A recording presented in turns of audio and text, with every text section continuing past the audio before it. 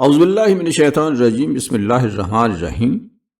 سیرت سرور عالم صلی اللہ علیہ وآلہ وسلم تالیف ہے مولانا ابو العلا مودودی کی، اور آج اس کتاب کے والیوم 1 کا چیپٹر 17 فصل 3 کا پہلا حصہ یہ ہمارے سامنے ہے، اور اس میں خاص طور پر جو گفتگو کی گئی ہے وہ ہے کہ جو اناجیل تھیں ان کی کیا حیثیت ہے، اور ان کے مقابلے میں جو انجیل برناباس ہے اس کے کیا مسائل ہیں۔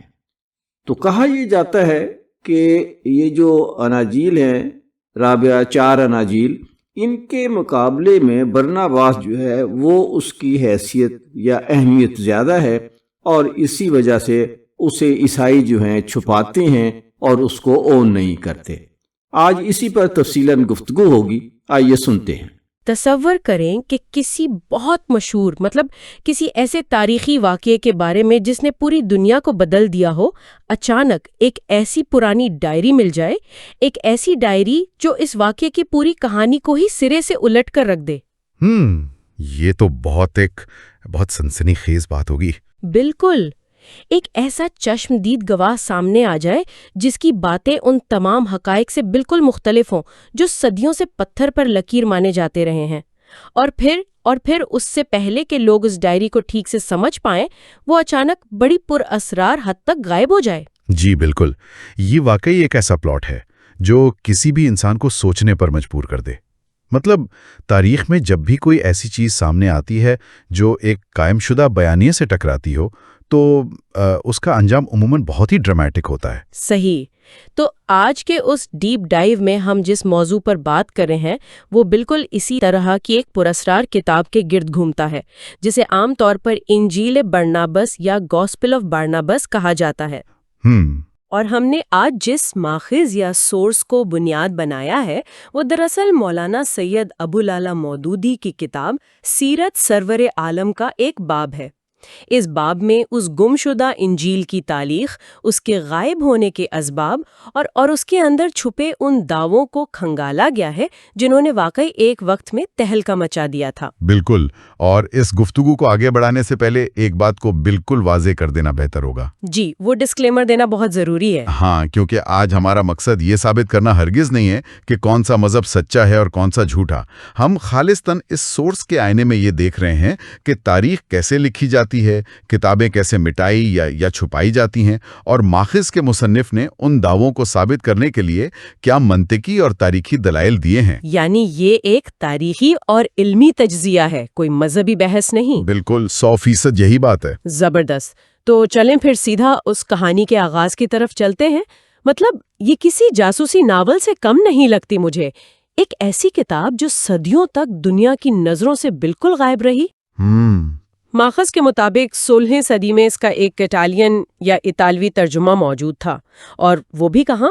پوپ سکسٹس کے اپنے ذاتی کتب خانے میں۔ جی، پوپ کی اپنی لائبریری میں۔ ہاں، لیکن حیرت کی بات یہ ہے کہ اسے پڑھنے پر سخت پابندی تھی۔ پھر وقت گزرتا ہے، 18ویں صدی کے شروع میں یہ ایک جان ٹولینڈ نامی شخص کے ہاتھ لگتی ہے۔ جی، 1738 کے آس پاس۔ ہاں، 1738 میں، اور مختلف لوگوں سے ہوتی ہوئی یہ وینا کی امپیریل لائبریری کی ایک کونے میں جا پہنچتی ہے۔ بالکل، اور اس پورے سفر کا جو سب سے اہم اور ڈرامٹک موڑ ہے نا، وہ 1907 میں آتا ہے۔ اچھا، 1907 میں کیا ہوا تھا؟ 1907 میں آکسفورڈ کے مشہور کلیرنڈن پریس نے آخرکار اس مسودے کا انگریزی ترجمہ چھاپ دیا، اور مصنف کا کہنا ہے کہ انہوں نے خود اس انگریزی ترجمے کی ایک فوٹو اسٹیٹ کاپی کو لفظ بلفظ پڑھا ہے۔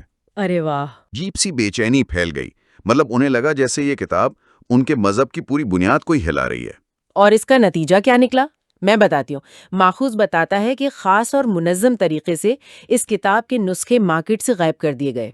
بالکل۔ یہاں تک کہ جارج سیل، جو کہ ایک مشہور مترجم تھے، انہوں نے اپنے انگریزی ترجمہ قرآن کے مقدمے میں جس ہسپانوی زبان کے ترجمے کا ذکر کیا تھا، جی، جو اسپینش ترجمہ تھا، ہاں، وہ اسپینش ترجمہ، وہ بھی تاریخ کے صفحات سے ہمیشہ کے لیے مٹ گیا۔ یہ تو ایسا ہے جیسے آج کے دور میں کوئی بڑی کارپوریشن کسی ایسے وسل بلوئر کی رپورٹ کو انٹرنیٹ سے مکمل طور پر غائب کروا دے جو ان کے پورے بزنس ماڈل کو تباہ کر سکتی ہو۔ یہ ایک بہت زبردست مثال دی آپ نے۔ لیکن ایک سیکنڈ، کیا واقعی ایسا ہوا ہوگا؟ میرا مطلب ہے، میں سوچ رہی تھی کہ کیا کسی کتاب کا مارکیٹ سے غائب ہو جانا لازمی طور پر کسی سازشی کا ثبوت ہے؟ ہو سکتا ہے کہ وہ کتاب اتنی بورنگ ہو یا لوگوں کو اس میں کوئی دلچسپی ہی نہ رہی ہو اور وہ اپنی موت آپ مر گئی ہو۔ یہ ایک بہت منطقی سوال ہے۔ مطلب کیا یہ محض ایک غیر مقبول مسودہ تھا یا اس کے پیچھے کوئی باقاعدہ سینسرشپ تھی؟ جی بالکل۔ تو ماخذ کے مصنف اس بات کا جواب یوں دیتے ہیں کہ عام حالات میں اختلاف رائے رکھنے والی کتابیں بھی لائبریریوں میں کہیں نہ کہیں محفوظ رہتی ہیں۔ صحیح۔ لیکن اس کتاب کا جس تیزی اور منظم انداز سے صفایا کیا گیا وہ کوئی اتفاق نہیں لگتا۔ مصنف کے نزدیک یہ اس شدید خوف کو ظاہر کرتا ہے جو اس کتاب کے متن نے پیدا کیا۔ دیکھیں نا، جب کوئی تحریر صدیوں پرانے مین سٹریم نظریات کے لیے خطرہ بنتی ہے تو اسے نظر انداز نہیں کیا جاتا بلکہ اسے باقاعدہ مٹایا جاتا ہے۔ یہ بات تو ہے۔ مطلب جب کوئی چیز اتنی متنازع ہو اور اسے دبانے کی کوشش کی جائے تو ظاہر ہے اس پر الزامات بھی لگیں گے۔ بالکل۔ ماخذ میں یہ بتایا گیا ہے کہ عیسائی لٹریچر میں اس کتاب کو عموماً ایک مسلمان کی گھڑی ہوئی جعلی انجیل کہہ کر رد کر دیا جاتا ہے۔ جی، جعلی انجیل کہا جاتا ہے؟ یعنی سیدھا سیدھا جعلسازی کا الزام۔ کہا جاتا ہے کہ کسی مسلمان نے اسے لکھ کر مشہور حواری برناباس کے نام سے منسوب کر دیا۔ تو مصنف اس سنگین الزام کا جواب کیسے دیتے ہیں؟ تو مصنف اس الزام کو نہایت سختی سے مسترد کرتے ہیں اور اس کے دفاع میں انہوں نے 3 بہت ٹھوس اور دلچسپ دلائل پیش کیے ہیں۔ اچھا، 3 دلائل؟ جی، پہلی دلیل تو خود اس کتاب کے اندرونی مطالعے پر مبنی ہے۔ مصنف کا دعویٰ ہے کہ جو شخص بھی اس کے متن کو گہرائی سے پڑھے گا، اس کے انداز بیان کو دیکھے گا، وہ فوراً جان لے گا کہ یہ کسی مسلمان کے ذہن کی پیداوار نہیں ہو سکتی۔ یعنی اس کی جو زبان اور اسلوب ہے وہ مختلف ہے۔ بالکل، لیکن جو ان کی دوسری دلیل ہے وہ تاریخی شواہد کے لحاظ سے بہت طاقتور ہے۔ وہ کیسے؟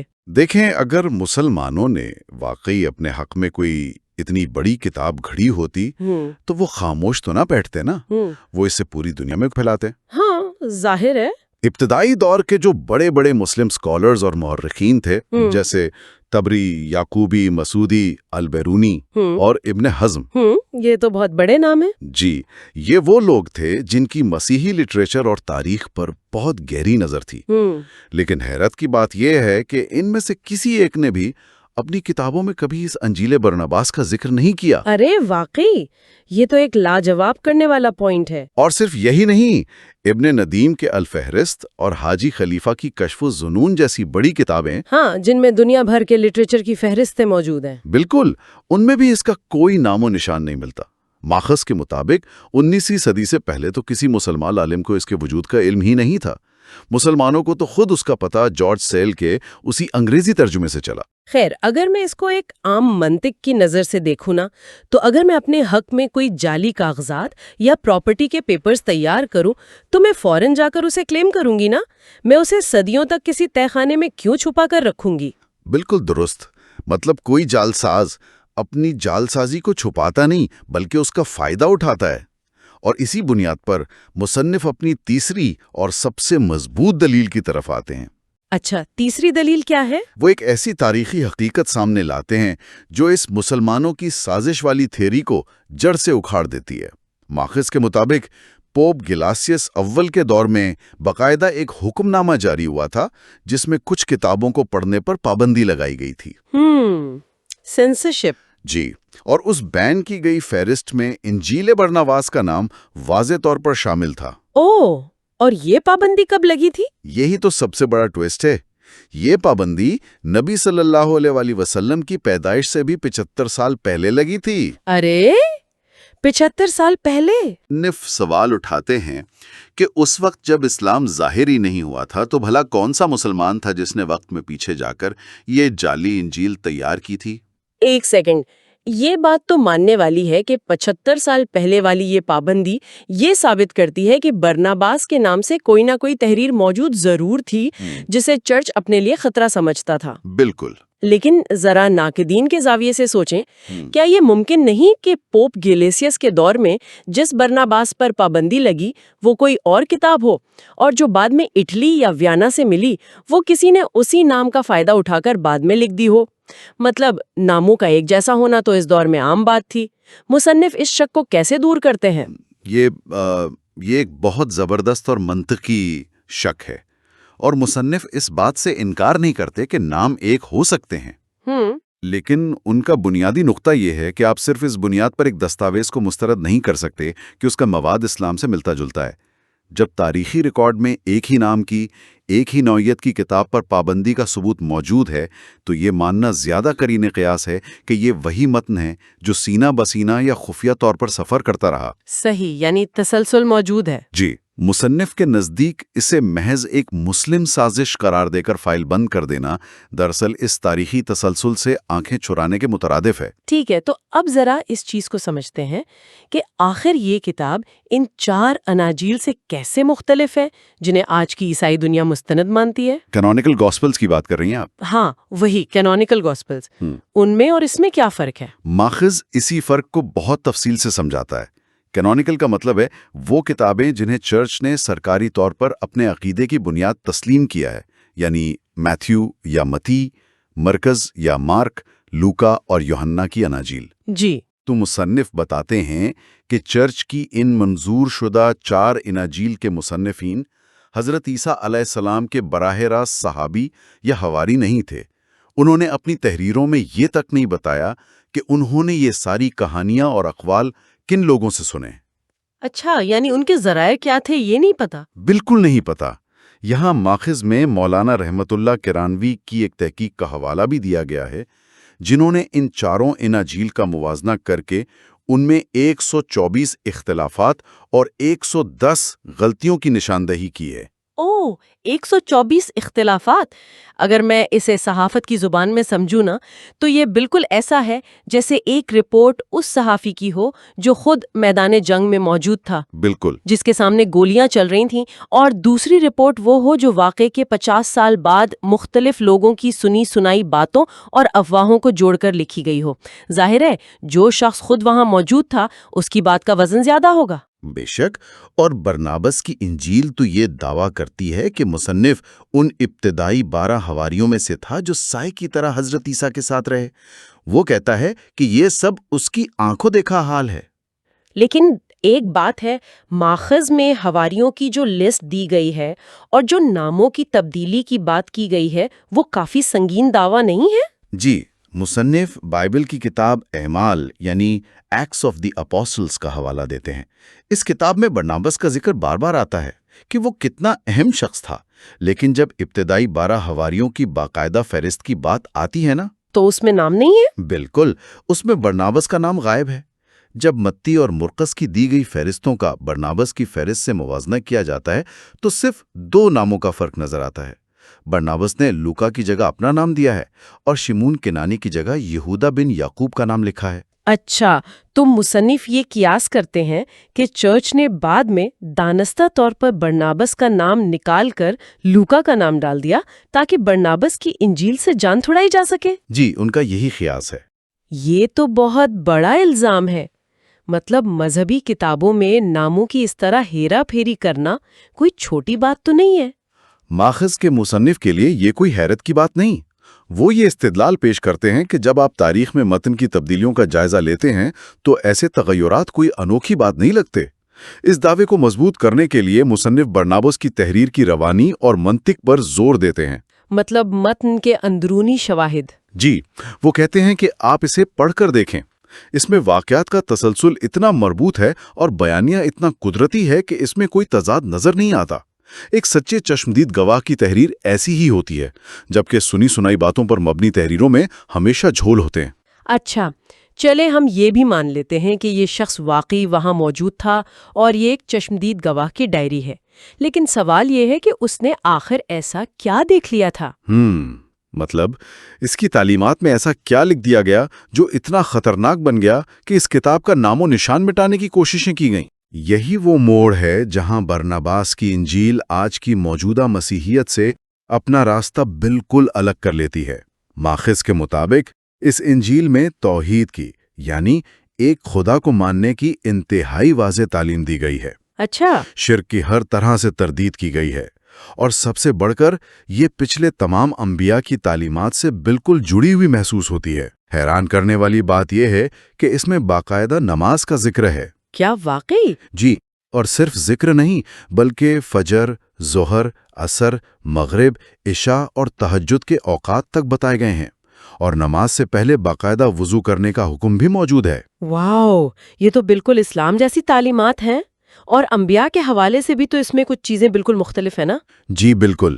مطلب ماخذ بتاتا ہے کہ یہود و نصارہ کے برعکس یہ انجیل حضرت داؤد اور حضرت سلیمان کو صرف بادشاہ نہیں بلکہ باقاعدہ نبی تسلیم کرتی ہے، اور ایک اور زبردست فرق جو اس میں ہے وہ قربانی کے واقعے پر ہے۔ ہاں، وہ ذبیح والا واقعہ۔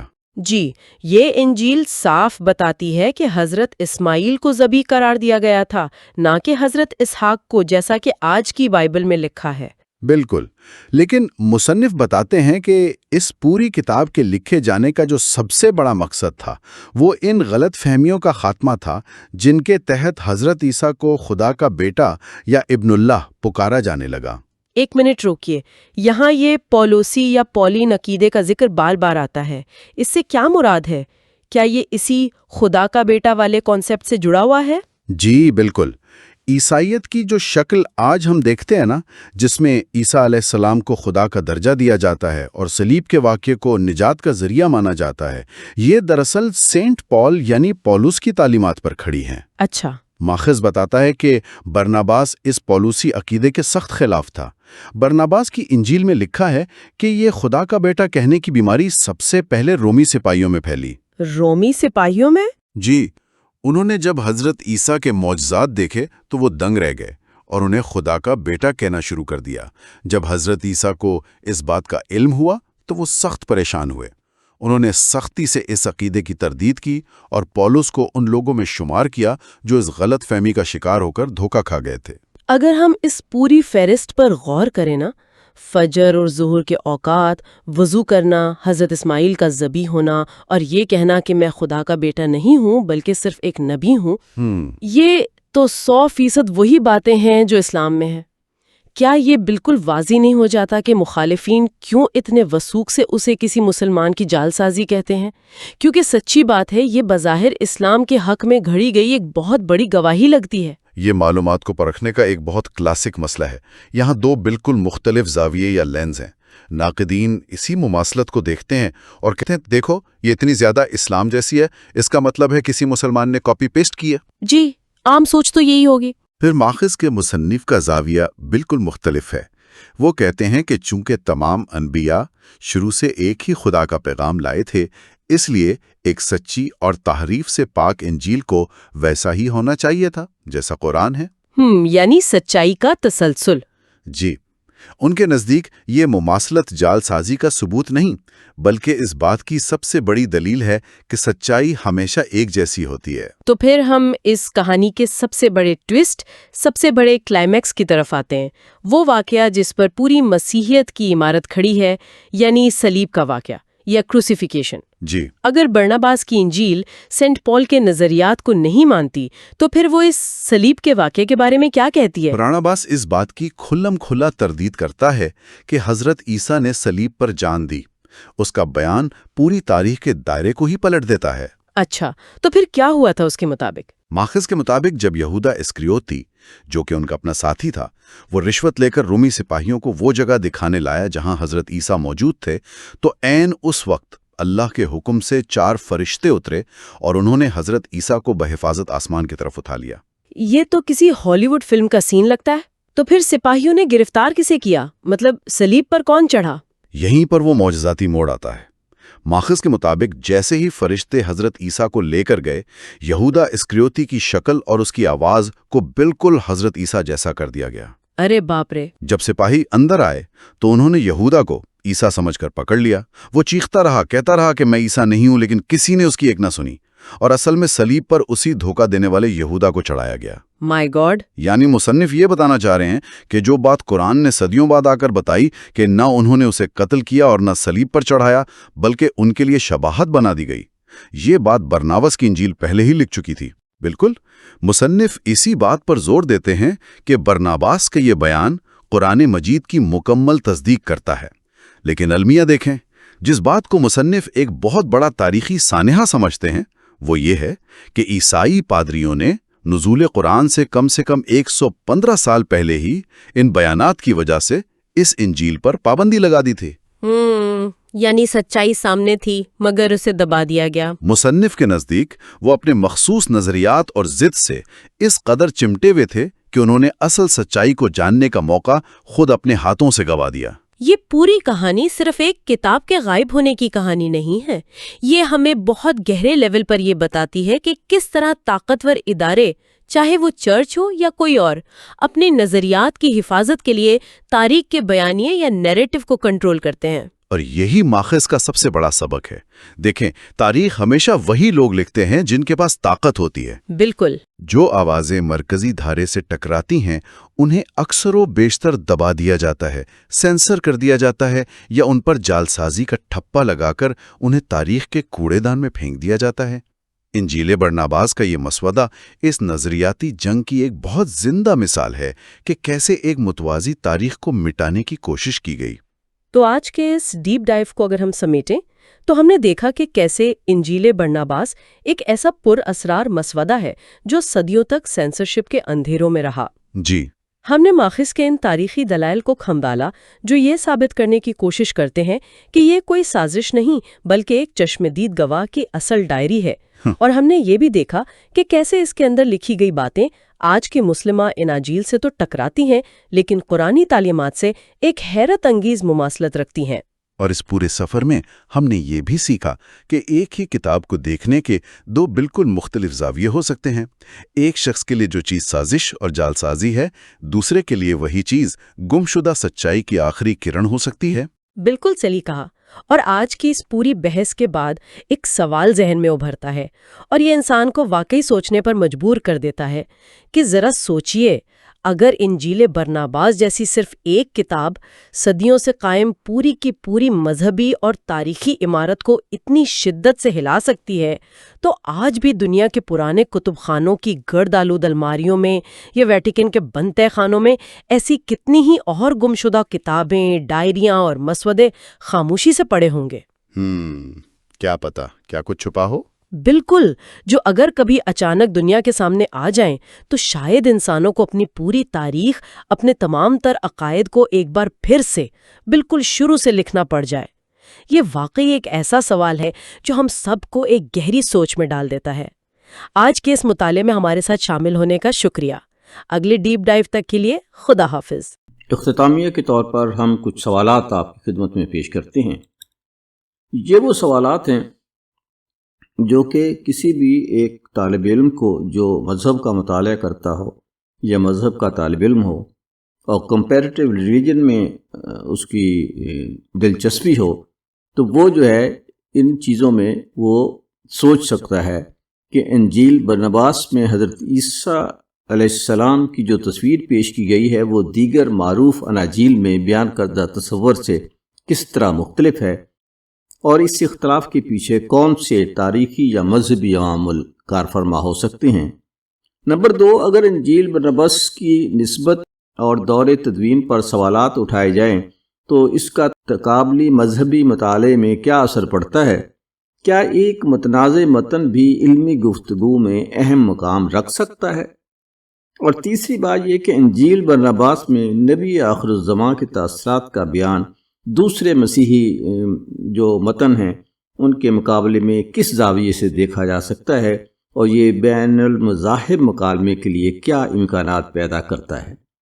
और एक और चीज़ जो है आप सोच सकते हैं कि कुरान और इंजील बरनबास में कुछ नुमायां मुश्तरक नुकात हैं जो इस्लाम और या कुरान और उस किताब में पाए जाते हैं। पहली बात तो यह है कि तौहीद पर ज़ोर उसमें भी दिया गया है कि दोनों वाज़ेह तौर पर एक खुदा के अकीदे को बुनियादी हैसियत देते हैं।